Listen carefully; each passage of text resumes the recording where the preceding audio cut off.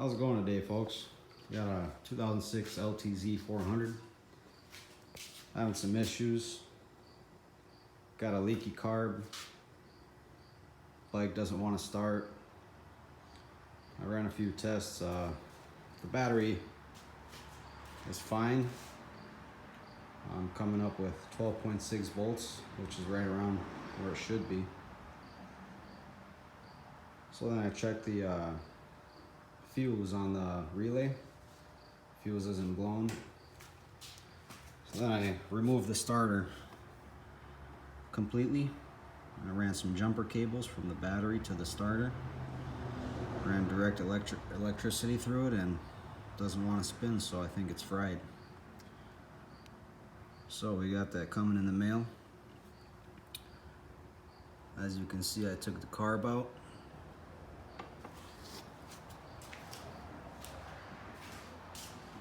Let's go take a look at what's going on here. So what I did is I ordered a rebuild kit online.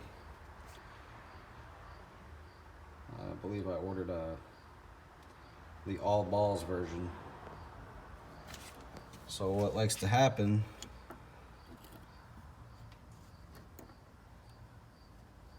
is there's a plunger. Let's see if I can find it. There it goes. So this plunger is what keeps gas from filling the bowl when your float is up to level and the bowl is full. That float will rise and close this plunger, which will stop the gas from flowing down into the bowl any further. So my guess is, let's see if I can zoom in. My guess is that rubber tip is either hard and old and doesn't do a great job sealing, or something could be dirty. That plunger sits right in here. It's like a little mesh filter here. You see that little hole? That's where the rubber tip sits in. It stops any fuel from passing through it.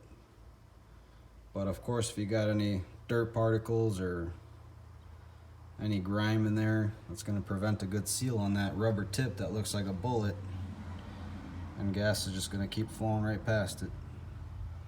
So I'm sure we can get away with cleaning everything up real good, but you know, we already took it apart, so might as well just replace it with a rebuild kit, as they're pretty cheap. So just looking at the diaphragm, making sure there's no pinholes and everything's in good shape. So once we get that in the mail, we'll start putting the car back together after cleaning it really nice. We're gonna make sure that the float height is up to specifications. Make sure it doesn't sit too high, it doesn't sit too low. I think it's like exactly ½ an inch